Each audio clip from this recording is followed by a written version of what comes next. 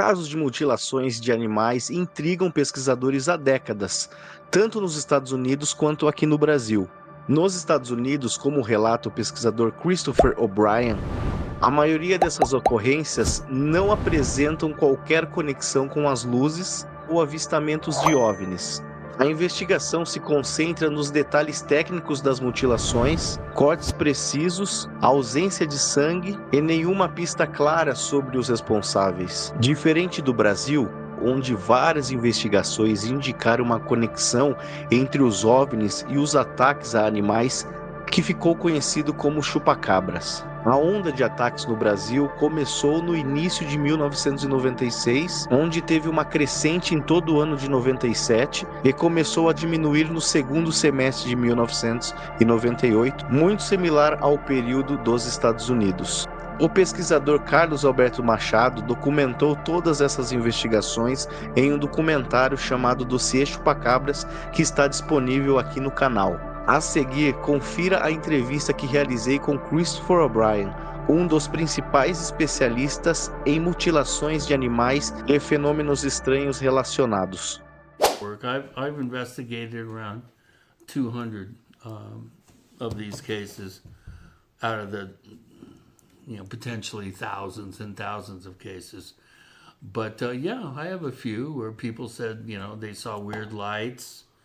I had one case in the middle of winter, which is very rare to have cases that happen when it's freezing out, because when the animal's dead, it stays pristine. You can bring in, pathologists and veterinarians that can determine the cause of death and what's going on with the animal if it's frozen, or if it's in an environment where it's being cooled down. Most of the cases happen spring, summer, fall, when it's hot, and the animals will start rotting and breaking down very quickly.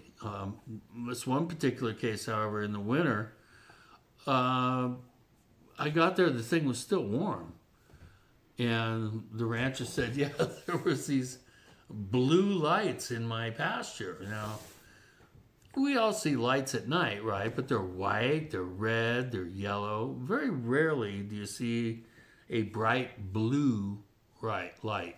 And in this case, the rancher claimed that something was all lit up in his pasture that was blue. So you have to look at that and be intellectually honest and say, wow, that's unfamiliar, it's unusual, let's go ahead and accept that data for what it's worth.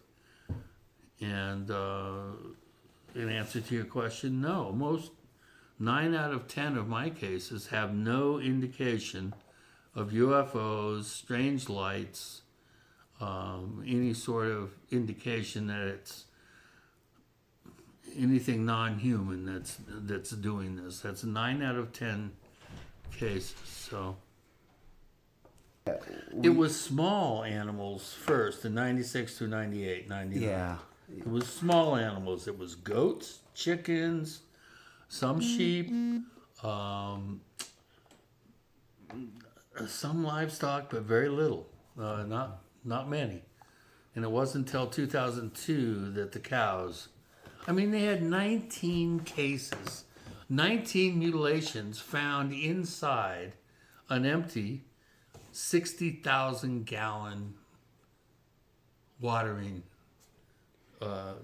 big metal watering container for cows. It was 60,000 gallons, okay, which is what, 100 liters? Yeah. 120 liters. All that was drained out in one night. There was no evidence of the water. Now that would leave a muddy area going for 100 yards. If you drained your tank, all that water would go out and you'd be able to see it the next morning. There was no water. It was gone. And the cattle that were supposedly, living in that field were found cut up inside the watering container. Now that to me is one of the most mind-blowing, go ahead and explain this Yes, case, you know? And I haven't seen real definitive proof that it actually happened, but I've seen enough. I saw the original article, and then I saw the articles that referred to it. And so I am of the opinion that it is an accurate, citation of a real case, and that to me is pretty mind blowing. I can't think of another case that is more impressive than that particular.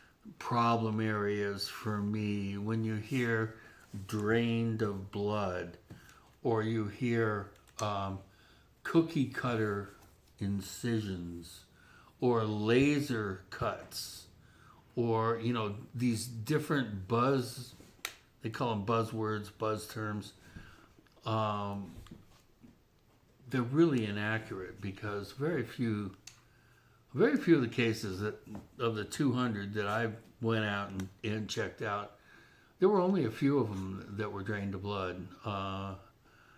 When an animal dies, the heart stops pumping, the blood sits in the body, and then gravity drives the blood down to the bottom of the body cavity. The part of the body that's closest to the ground. And when you're looking down at it after 2 or 3 days, you're going, well, that thing doesn't have any blood. All you have to do is take it, whip it over, turn it over, grab the legs, flop it over, and whoosh. All the red blood cells and the constituent elements of the blood come gushing out from the body cavity. And even ranchers who have told me, look, this thing's drained to blood. And I said, I don't know, help me here. And so we turned the thing over, and then whoosh. And he goes, yeah, you're right. It wasn't drained to blood, that was gravity. So, there's a lot of things that go into investigating these cases to determine, whether the thing was drained to blood, whether high heat or laser type instrument was used to cut it, whether it was cut with a sharp implement like a scalpel or a really sharp knife. How, for instance, they got the tongue and the glands from the throat, how they were able to surgically excise them. The average cop, the average law enforcement officer, the average rancher, the average veterinarian, they're not aware of these things for the most part. And they don't, they're not the people that you need to have look at these cases to determine how they died, what happened after they died, what was the manner of their disfigurement, how the pieces ended up missing. You need, people that know what the fuck they're looking at, that know what to look for. And we don't have that. For the vast majority of cases in South America, we do not have those professionals looking at cases. And so the rumor mill starts to fly. People down there, they live out, in the jungle, they live out in the pampas, they don't have lots of neighbors around them and stuff. They tend to be a little bit superstitious. They tend to be a little paranoid if they think that they've been targeted. And so you're going to have a lot of sensationalism. And of course, newspaper reporters, they want to hear, oh, you think it's aliens? Great, we'll write that down because that'll sell newspapers. It's like a snowball going down a hill. Although down there you don't have snowballs. Yes, no. But here, there's some cases. Did you guys had the veterinarian or biologist looking into? Yeah, absolutely. Oh. Yeah, a bunch of them. Oh, wow. Yeah. Yes, That's why it's important to do your research. yes, I know. It's really incredible because in this particular searching by Carlos Alberto Machado in Brazil, he had a biologist and veterinarian who looked at the animals. That's really weird because there's no smelling. Yeah. And they keep the body. Yeah. I've had cases where the animal wouldn't rot. It could be sitting there in a heated room in a garage, and 4 or 5 days later, you couldn't smell any rotted meat, which is what you would normally expect to smell. Yes. And we've had cases that were still warm. The animals had only been dead just a number of hours, and when in this case it was a veterinarian, it was his cow, and he went out and he freaked out and said, "Oh my God!" And he was going to haul it off to get it tested at his lab or a lab that he used, and he pulled the thing apart because it was rotten and it was still warm. Now, how do you explain that? How does an animal rot faster, way faster than normal? Or I think the term would be advanced narcosis? No. What would it be? Accelerated narcosis, which is an animal developing, cadavering and rotting before it's supposed to.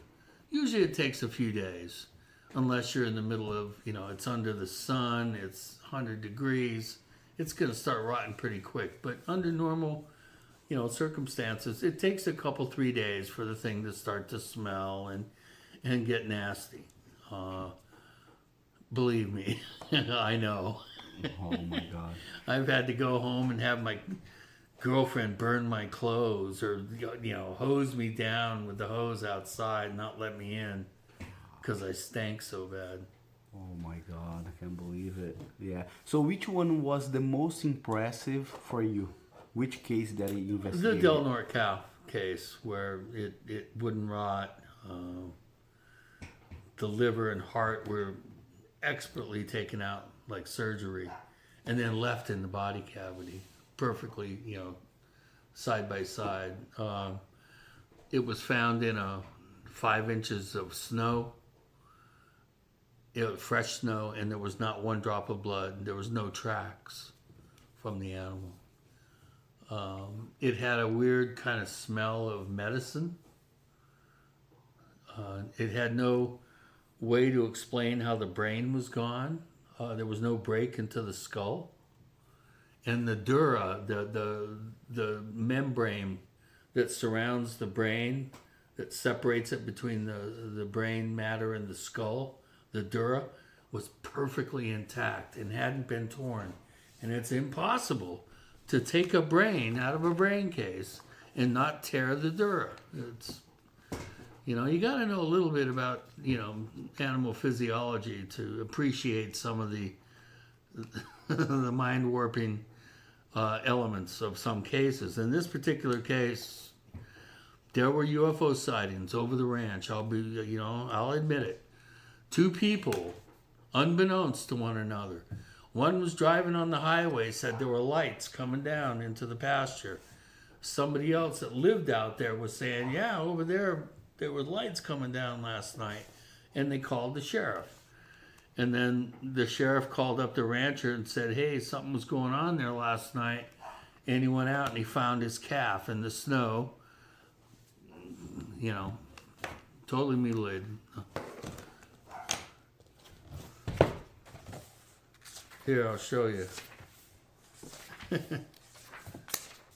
I actually have the photo right here.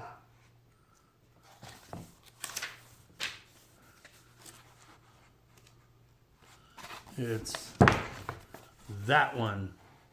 Wow. Mm-hmm.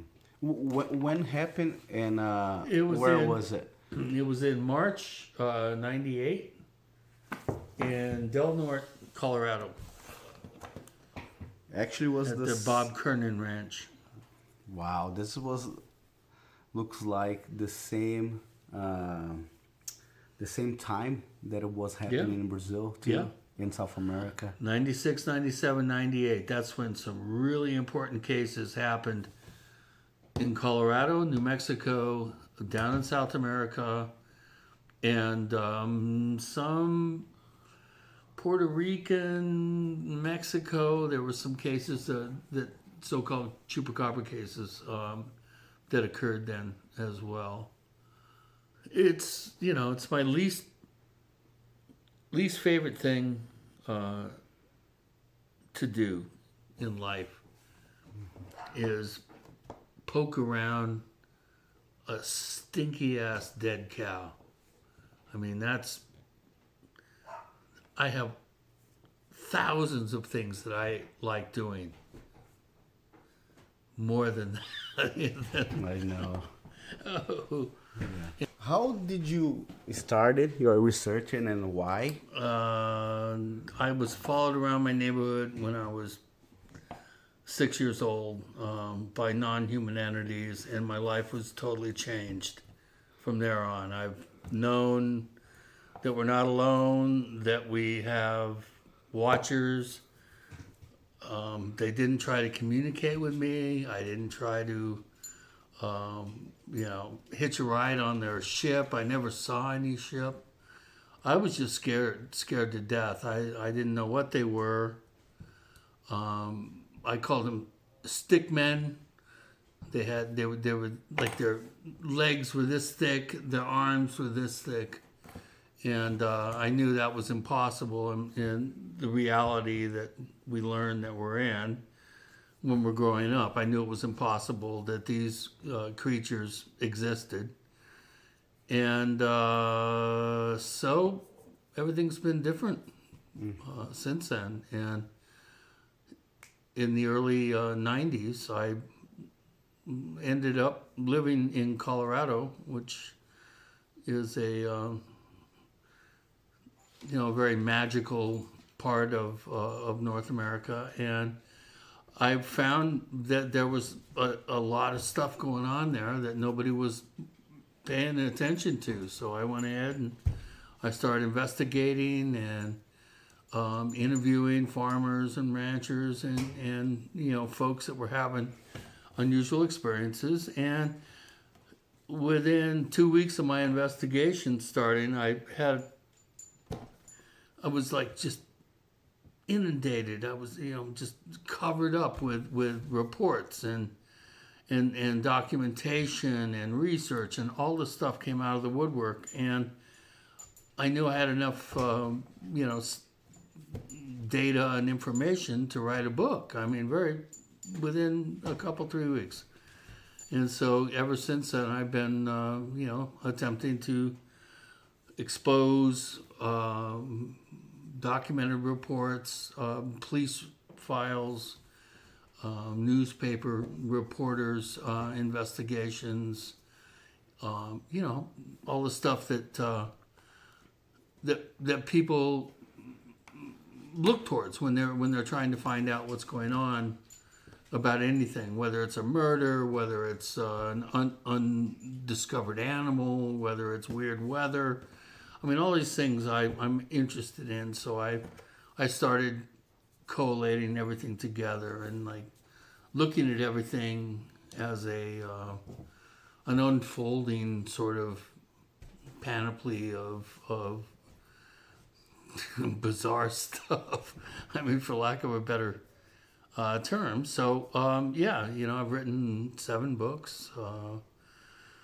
Yeah, actually, we have one right here. Would you like to? Yeah. My most recent. This is the biggie. There's not many. How many pages? When I was finished, 900. But my publisher made me take out 300. Wow. So it's now.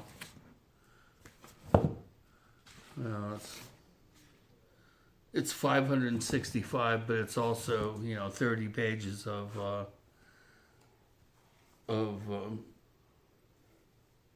forewords, introductions, prefaces. So it's 600 pages. Wow. And small print. Okay, here we go. Small print.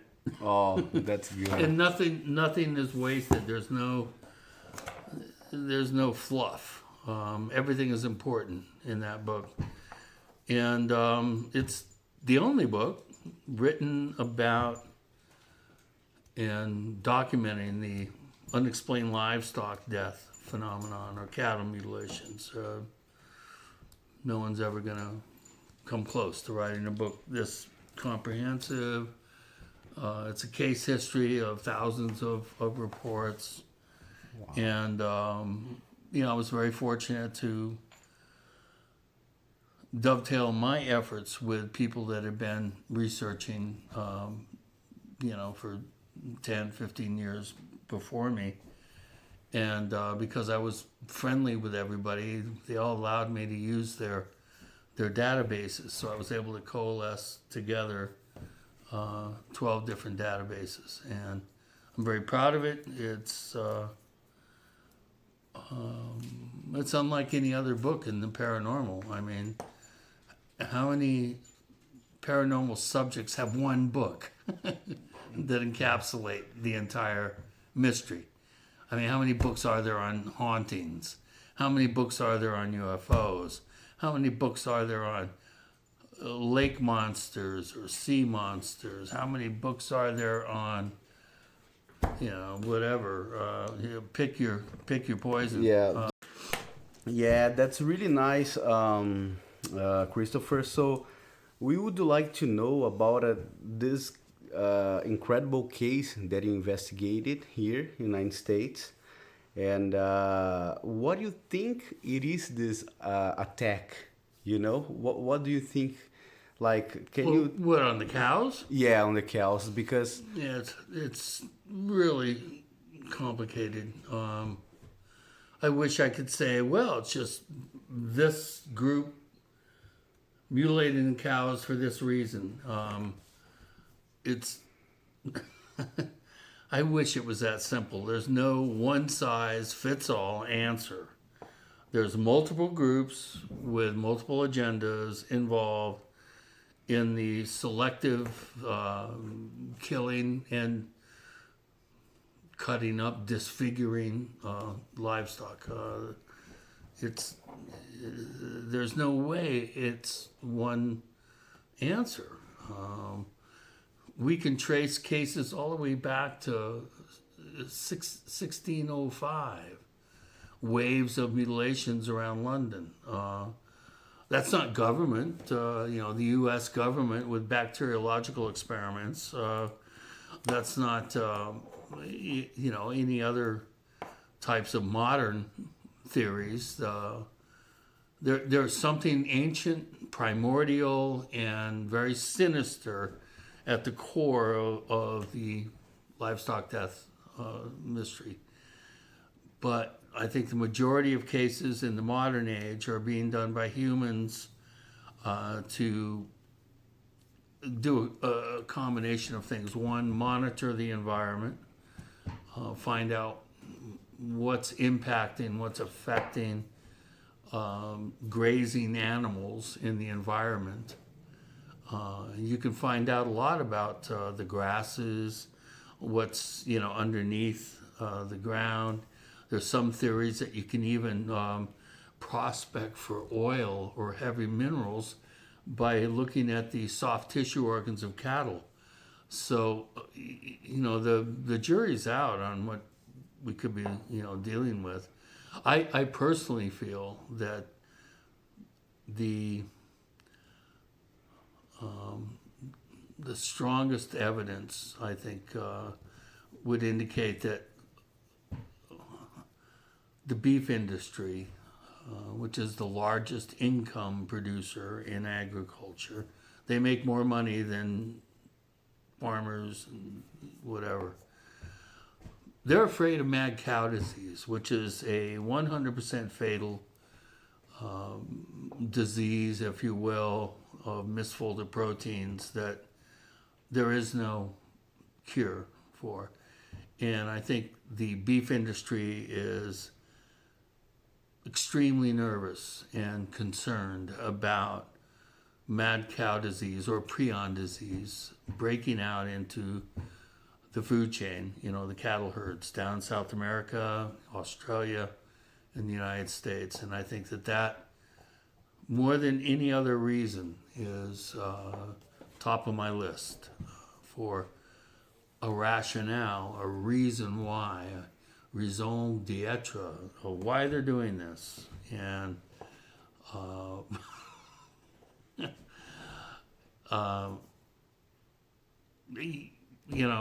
we'll see.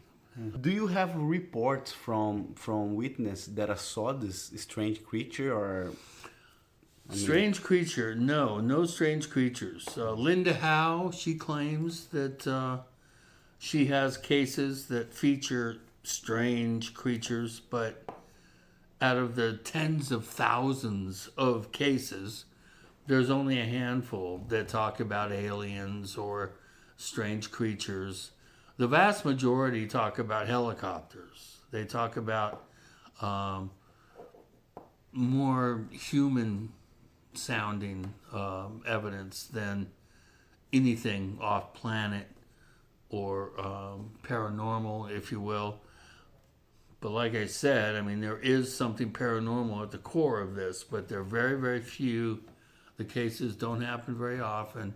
And when they do, you have all these other cases that bloom, that blossom around the paranormal cases, almost like they are trying to find out what they're looking for, or they're trying to figure out a way to get people to look at the human cases instead of the freaky, high strange ones. And that's... Yeah. It's impossible to encapsulate in an hour interview. I know. Então, pessoal, espero que tenham gostado. Você acredita que esses casos de mutilações de animais e ataques estranhos têm correlação com o fenômeno OVNI? Deixe aqui o seu comentário que eu gostaria de saber. Se gostou, não deixe de deixar o seu like. Não se esqueça de se inscrever no canal. Um grande abraço a todos e até o próximo vídeo.